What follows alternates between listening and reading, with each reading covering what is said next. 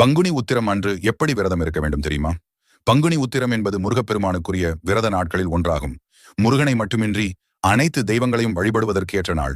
பங்குனி மாத பௌர்ணமி உத்திர நட்சத்திரமும் இணையும் நாளே பங்குனி உத்திரம். தமிழ் மாதங்களில் 12வது மாதமாக வருவது பங்குனி. அதே பெயால் நட்சத்திரங்களில் 12வது நட்சத்திரமாக வருவது உத்திரம்.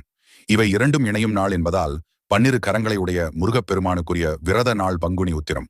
அதிகாலையில் எழுந்து குளித்துவிட்டு முருகனுக்குரிய வழிபாட்டினை செய்து அன்று முழுவதும் உபவாசமாக இருந்து விரதத்தை தேடர வேண்டும்.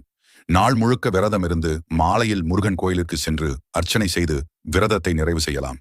வயதானவர்கள், உடல்நலம் பாதிக்கப்பட்டவர்கள் பால், பழம் போன்றவற்றை உண்ணலாம். ஒரு வேளை மட்டுமே உணவு உண்டும் விரதம் இருக்கலாம். நாள் முழுவதும் முருகன், சிவன் மந்திரங்களை உச்சரிக்க வேண்டும்.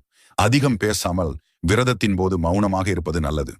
பூஜை செய்த பிறகு ஒரு தம்பதியினரை அழைத்து வந்து தாம்பூலத்தில் அவர்களுக்கு புடவை, வேட்டி வைத்து கொடுக்க வேண்டும்.